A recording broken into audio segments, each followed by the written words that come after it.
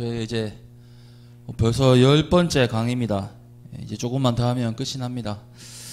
자, 오늘은 에스라 느헤미야 한번 진행을 해보겠습니다.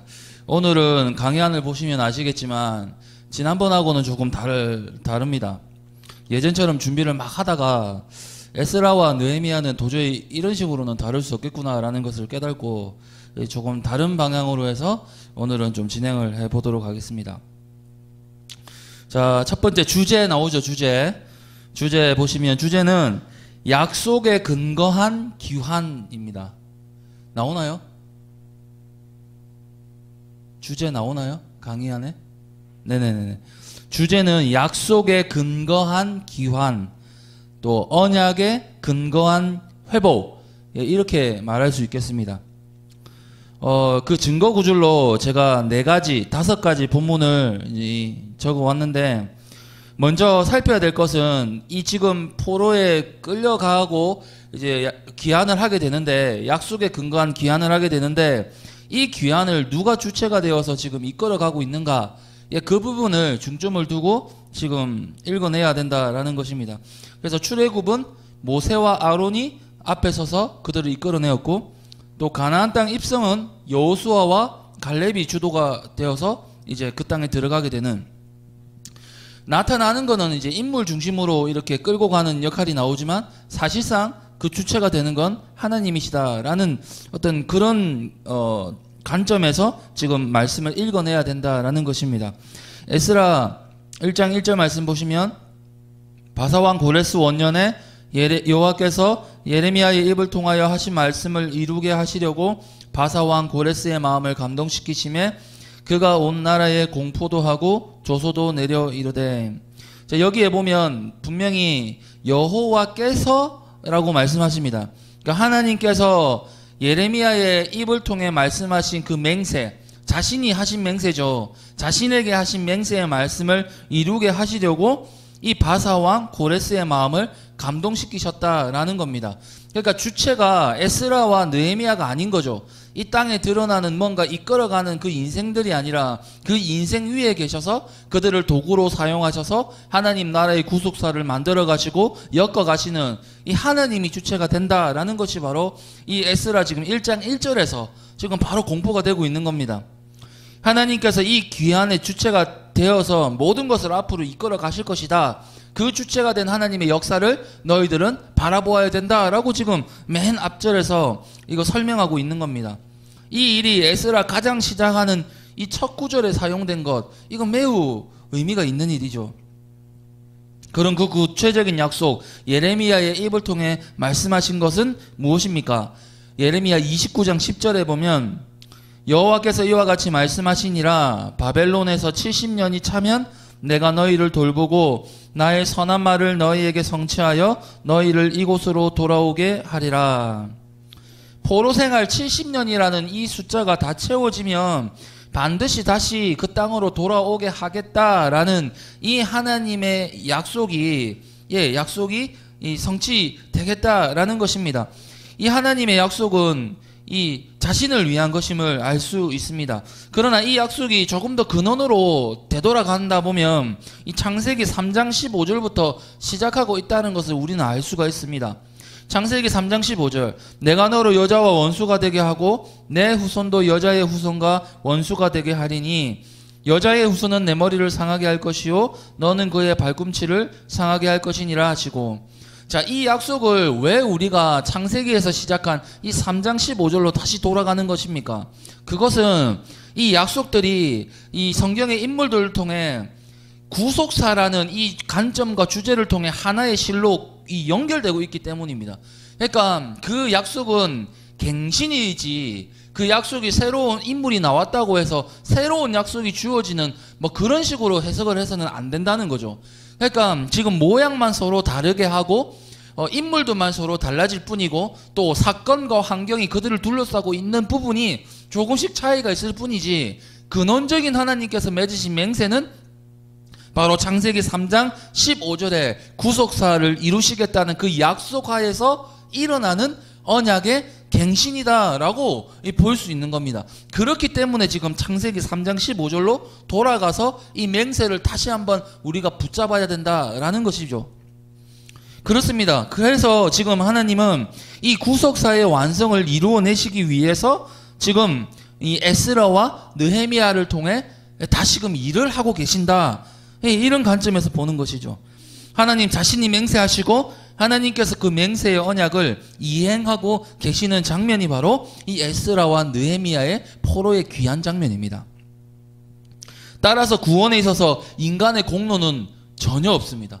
전혀 없다는 말은 이 0%라는 겁니다. 단 하나의 티끌조차 이 인간의 구원에 있는 공로로 포함될 수 없다라는 뜻입니다. 그렇게 주장하는 사람들은 참으로 어리석은 사람이라 말할 수 있겠습니다. 요한복음 19장 30절 말씀해 보면 예수께서 신포도주를 받으신 후에 이르시되 다 이루었다 하시고 머리를 숙이니 영혼이 떠나가시니라 라는 말씀이 있습니다. 예수님께서 십자가상에서 죽으실 때 다 이루었다, 이 말을 이루기 위해서 하나님께서 지금 그 중간의 역사 가운데 서셔서 주체가 되셔서 그 말씀의 성취를 위해 그 연결고리를 그 예수님의 십자가상으로 연결시키기 위한 작업을 지금 홀로 하고 계신 거예요.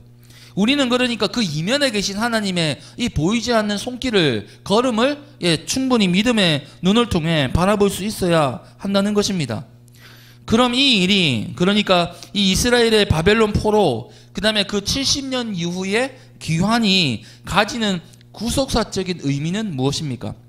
이 에스라 2장 2절에 보면 곧 스룹바벨과 예수아와 느헤미야와 스라야와 르엘라야와 모르드게와 빌산과 미스발과 비그웨와 르훔과 바하나 등과 함께 나온 이스라엘의 백성의 명수가 이러하니, 자, 여기서 주목해야 될 인물이 있는데 누구냐 하면 바로 스룹바벨이라는 사람입니다.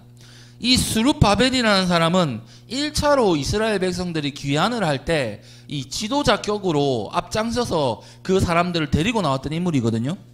이 스룹바벨이 누구냐 하면 바로 예전에 유다왕 여호야긴의 손자입니다. 손자. 그러니까 이 스룹바벨은 왕의 계통인 거죠. 유다 왕위의 계승자가 되는 겁니다. 그러니까 이 1차로 나왔던 포로 귀환자의 그 지도자가 유다 왕위를 이을 스룹바벨이었다라는 건 우리에게 엄청난 의미를 던져주고 있는 거죠. 그 사실 하나만으로도. 그래서 이 스룹바벨은 예수님의 계보에 나타납니다.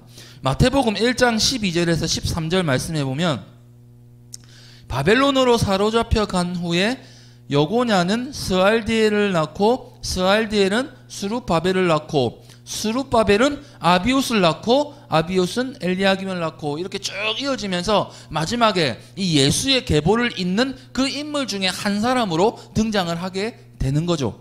또 같은 말씀인데 누가복음 3장 27절에도 나타납니다. 그 위는 요하나니요, 그 위는 레사요, 그 위는 스룹바벨이요, 그 위는 스알디엘이요.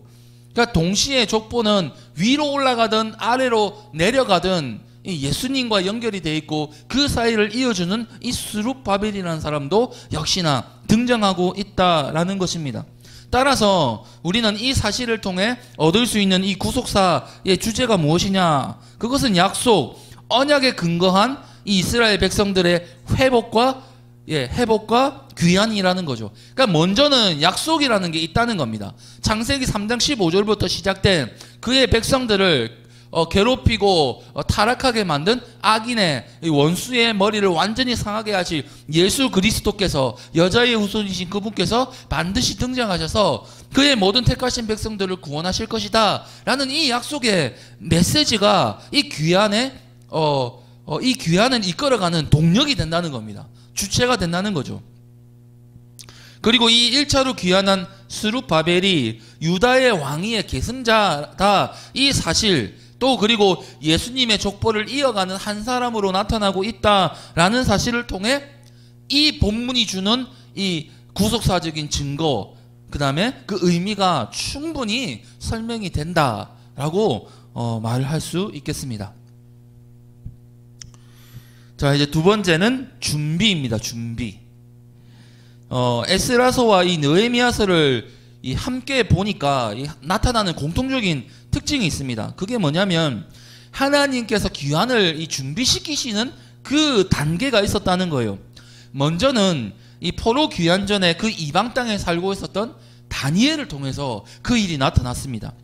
이 지금 포로 귀환 전의 일을 한번 읽어드리겠습니다. 다니엘서 9장 1절부터 3절까지 말씀인데요. 메대 족속 아하수에로의 아들 다리오가 갈대아 나라 왕으로 세움을 받던 첫해 곧 그 통치 원년에 나 다니엘이 책을 통해 여호와께서 말씀으로 선지자 예레미야에게 알려주신 그 연수를 깨달았나니 곧 예루살렘의 황폐함이 70년 만에 그치리라 하신 것이니라. 내가 금식하며 베옷을 입고 죄를 덮어쓰고 주 하나님께 기도하며 간구하기를 결심하고. 자, 이 다리오 때는 아직 포로 귀환이 일어나지 않은 과거의 시점입니다. 그러니까 제가 나눠드린 그 제일 첫 장에 보면 도표가 나오거든요. 그 도표를 한번 보시면 거기 이제 BC, 우리 아까 목사님 설명해 주셨죠. BC 539년과 538년 사이에 그 다니엘 9장이라고 제가 표시를 해놨습니다. 딱 그 시기인 거예요. 그러니까 다니엘이 예레미야에게 주신 하나님의 말씀을 깨닫고 기도하던 이때는 1차 귀환이 일어나기 약 2년 전의 사건이 되는 겁니다. 따라서 하나님께서는 지금 이 다니엘을 통해 그 귀환을 미리 알게 하셨고 그 귀환을 미리 준비하게 하신 거예요. 기도로서 말입니다. 또 에스라 이 8장 21절에 보면 그때에 내가 아하와 강가에서 금식을 선포하고 우리 하나님 앞에서 스스로 겸비하여 우리와 우리 어린아이와 모든 소유를 위하여 평탄한 길을 그에게 강구하였으니, 이거는 이제 에스라가 2차 귀환하기 전입니다. 그 귀환하기 전에 그는 하나님 앞에 모든 사람들과 함께 기도로 준비했음을 우리는 알 수가 있습니다.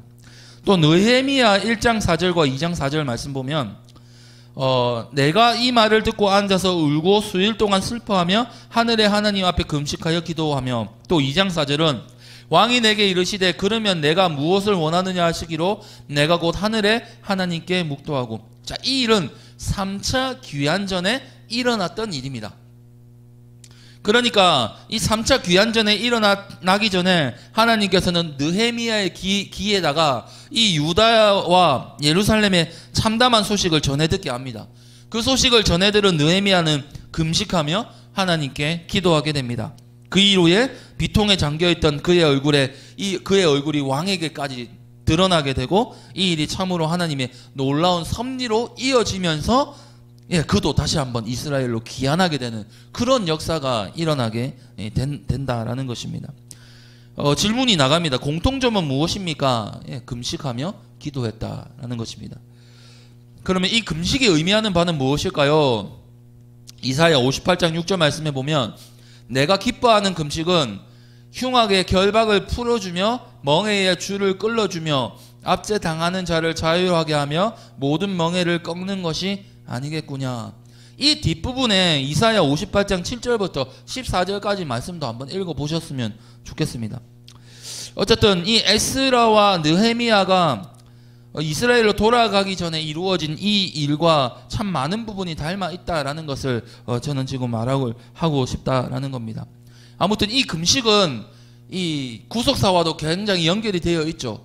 그러니까 이사야가 말하는 금식의 목적은 이 흉악의 결박을 풀어주고 멍에의 줄을 끌어주며 압제당하는 자를 자유롭게 하는 거. 이게 뭐죠?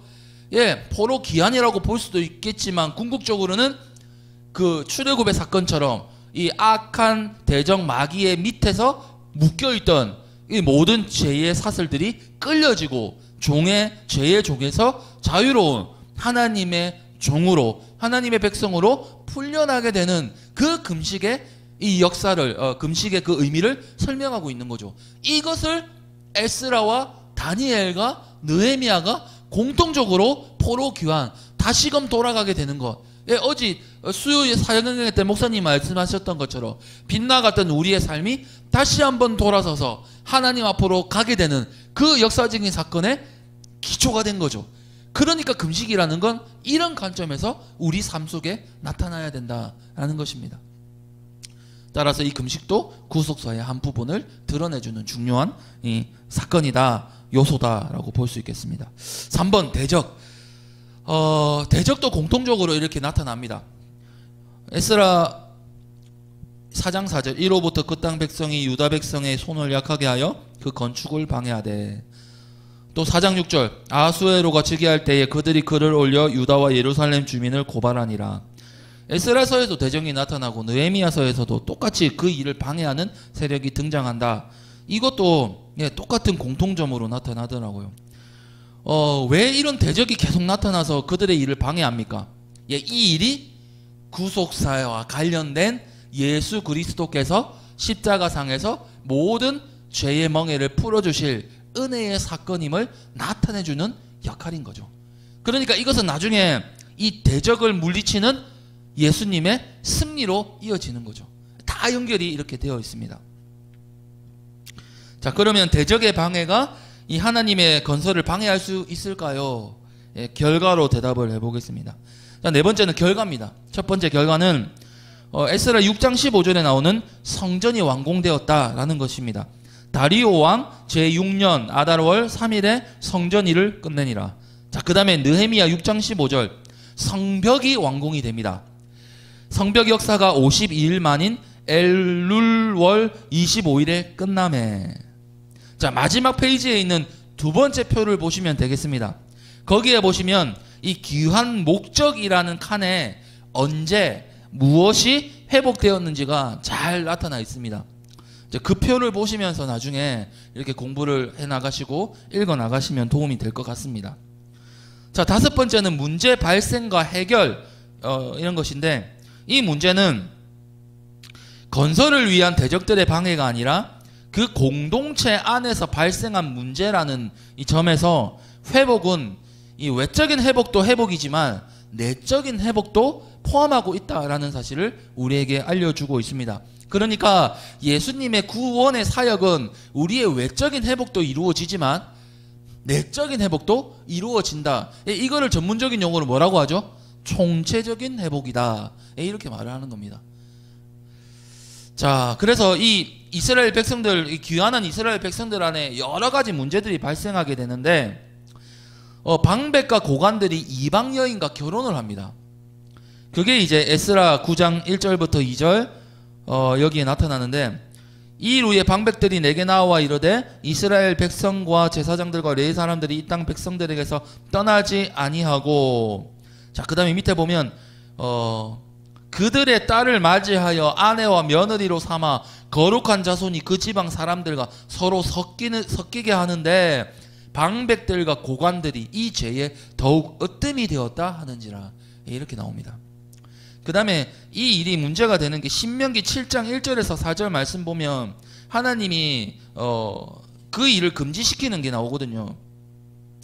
자, 내 하나님 여호와께서 너를 인도하사 내가 가서 차지할 땅에 들이시고, 그 다음에 밑에 쭉 보면 그들과 어떤 언약도 하지 말 것이요 그들을 불쌍히 여기지도 말 것이요 또 그들과 혼인하지도 말지니 내 딸을 그들의 아들에게 주지 말 것이요 그들의 딸도 내 며느리로 삼지 말 것은 그가 내 아들을 유혹하여 그가 여호와를 떠나고 다른 신들을 섬기게 함으로 여호와께서 너희에게 진노하사 갑자기 너희를 멸하실 것임이니라 라고 설명까지 구체적으로 친절하게 하고 계십니다. 결국 하나님이 지금 이방인들과 결혼을 못하게 하시는 것은 뭐 때문이죠? 하나님을 떠나게 될 것을 염려하시기 때문이죠. 그 자체의 문제가 있다라기보다는 그 자체적인 그 일을 통해 떠나게 될 이스라엘 백성들의 신앙 때문에 그런 거죠. 자, 이 이방인 민족과의 통혼을 하나님께서 어떻게 구별하시냐면 레위기 19장 19절에는 내 가축을 다른 종류와 교미시키지 말고 내 밭에 두 종자를 섞어 뿌리지도 말라. 그리고 두 재료로 직조한 옷도 입지 말라. 이 정도까지 구분하십니다. 이 정도까지. 그리고 데살로니가 전서 5장 22절은 악은 어떤 모양이라도 버려라 라고까지 말합니다. 자, 이 일 때문에 많은 백성들이 울며 죄를 자복하기 시작합니다. 이게 에스라 10장 1절에 나오는 말씀입니다. 그리고 백성들이 결단합니다. 느헤미야서에도 똑같은 어떤 제약이 반복이 되는데, 여기서 느헤미야는 오히려 책망을 하고 그들에게 저주하고 때리고 막 머리끄댕이 붙잡고 막 흔들어 버립니다. 그걸 머리털 뽑고 이렇게 하고, 그리고 맹세까지 시키는 장면이 나타납니다. 시간이 없어서 제가 다 읽어드리지 못하겠네요. 적어드린 옆에 그 구절을 나중에 한번 참고해 보시면 될 것 같습니다. 자, 이런 문제 외에도 또 다른 문제가 나타나게 되는데, 그게 뭐냐면 사회 경제적인 문제까지 나타납니다. 그게 느헤미야 5장 1절부터 13절 이제 이렇게 나타납니다. 경작할 땅이 없고 성벽 재건을 위해서 자꾸 그 건축 일에 불려가게 되잖아요. 근데 노동은 하면서 소득은 받는데 그 소득이 너무 적은 거예요. 그런 것 때문에 발생하는 문제도 나오고, 그 다음에 자신의 땅에 돌아왔는데 이 돈이 없으니까 자신이 원래 누렸던 그 땅을 저 땅을 다 잡혀서 이렇게 힘든 삶을 살아가는 어떤 그런 가정의 문제도 있었고, 또 세금을 납부해야 되는데 이 세금을 납부할 돈이 없어서 자신의 땅을 또 담보로 빚을 지고 있던 사람들이 있었어요.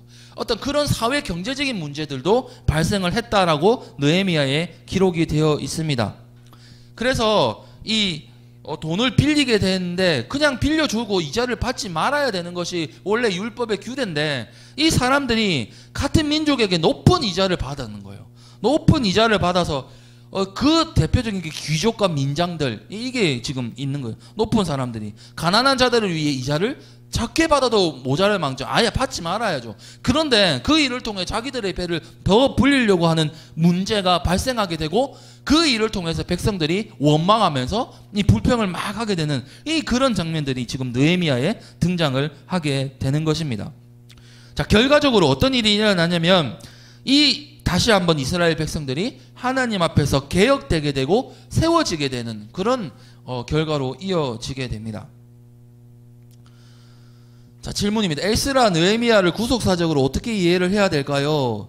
자, 큰 영적인 틀에서 볼 때 에스라 느헤미야가 했던 성적 재건, 또 성벽 재건, 또 예배의 회복, 또 사회의 갱신, 종교 개혁, 언약의 갱신, 부흥 운동, 이것은 큰 틀에서 예수님께서 이 땅에 오셔서 우리 가운데 행하실 일들로 다 그려낸 것입니다. 그래서 예수님께서 오셔서 그 일들을 해내셨죠. 자기의 저 성전을 무너뜨려서 3일 만에 짓겠다 그런 말씀도 하시고, 성전에 올라가셔서 장사하는 일들 다 엎어버리시고 예배를 개혁하시고 성전을 깨끗하게 하신 일들, 그리고 여러 가지 일들, 아무튼 그런 일들이 다 이 모습에 담겨져 있습니다. 자, 두 번째 질문. 귀한의 처음부터 끝까지 그들을 인도하신 분은 누구십니까? 하나님이십니다. 한 구절만 읽으면 느헤미야 6장 16절. 우리의 모든 대적과 주위에 있는 이방민 족속들이 이를 듣고 다 두려워하여 크게 낙담하였으니 그들이 우리 하나님께서 이 역사를 이루신 줄을 알미니라. 그리고 이사야 14장 24절. 만군의 여호와께서 맹세하여 이르시되 내가 생각한 것이 반드시 되며 내가 경영한 것을 반드시 이루리라. 이렇게 말씀하십니다. 자, 다음 질문. 하나님께서 이스라엘을 회복시키시는 모습을 정리해 봅시다. 느헤미야 9장 1절에서 3절 말씀해 보면 이제 그들이 다 모여서 금식하고 굵은 베옷을 입고 티끌을 무릅쓰며 모든 이방 사람들과 절교하고 자기의 죄와 조상들의 허물을 자복하고 그 다음에 다 서가지고 여호와의 율법책을 낭독하고 또 죄를 자복하고 그들의 하나님께 경배하는 이 일이 지금 계속 반복해서 일어나는 장면이 나옵니다. 이 일은 바로 우리나라에도 한번 있었던 그 평양 대부흥 운동이 일어나고 있는 거죠. 자신의 죄를 스스로 자백하고 고백하고 하나님 앞에 다시금 일어나는 이 일이 느헤미야를 통해서 지금 이스라엘 땅에 다시금 일어나고 있는 것입니다. 다음 질문. 하나님께서 이스라엘을 회복시키는 것에 있어서 원수와 대적을 어떻게 사용하십니까? 이 당하는 자 입장에서는 더욱 하나님을 의지하게 되고 마침내 그 일이 원수의 눈앞에서 이 목전에서 상을 받게 될 때 그 기쁨이 더욱더 배가 되게 된다. 이렇게 말할 수 있겠습니다. 또 하나님의 일하심에 대한 것이 더욱 부각되게 되고 악인과 대적은 하나님이 하시는 일에 조명과 같은 역할을 하게 되는 것입니다. 예수님의 십자가에 못 박는 일이 그들에게는 승리하는 승리라고 비춰졌겠지만 사실상 하나님은 그 모든 당신의 백성들의 죄를 사하시고 영원한 생명을 주시는 일을 십자가로 역설적으로 풀어내셨습니다. 이것이 하나님의 지혜입니다. 자, 다음 질문. 에스라서와 느헤미야서에 등장하는 구체적인 인물의 나열은 무엇을 의미합니까? 에스라서하고 느헤미야서에는 이 그 귀환한 자들의 명단이 구체적으로 이름이 쭉 나열이 됩니다. 또 범죄한 자들의 이름도 나열이 되고 그 다음에 그들을 대적했던 인물들도 이게 나열이 됩니다. 이것은 이제 일단은 포로 귀환의 실제적인 증거라는 거죠. 허구나 허상이 아니라 진짜 역사 속에 일어나셨던 하나님께서 그 이스라엘 백성들을 구원해 주셨던 이 역사의 증거물이 되는 거죠. 그 이름들은. 그 다음에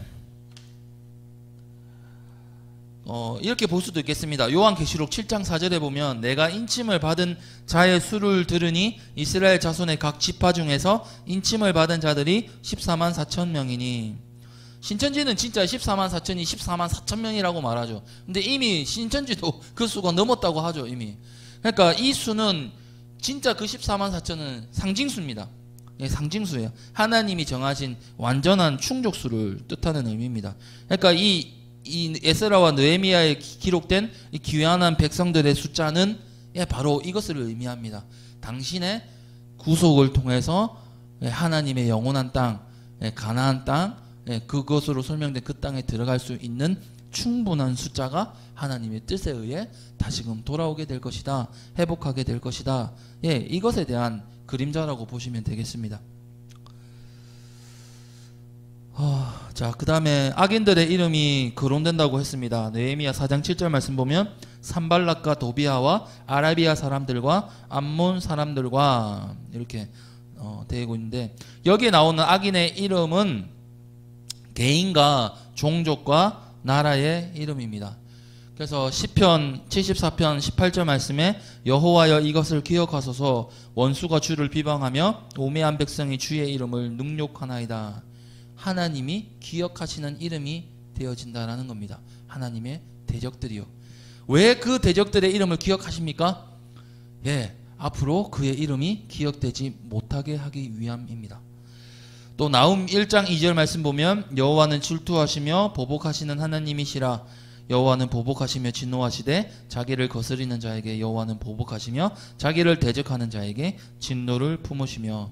그래서 악인의 이름이 거론된다라는 말은 하나님께서 앞으로 예수 그리스도의 사건을 통해 그들의 대적들의 이름을 완전히 진멸하고 기억되지 않을 것으로 여겨주실 것이다 라는 것에 대한 우리의 암시라고 보면 될 것 같습니다. 따라서 오늘 결론은 에스라와 느헤미야를 통해 나타나는 구속사의 증거는 명백하다, 확실하다.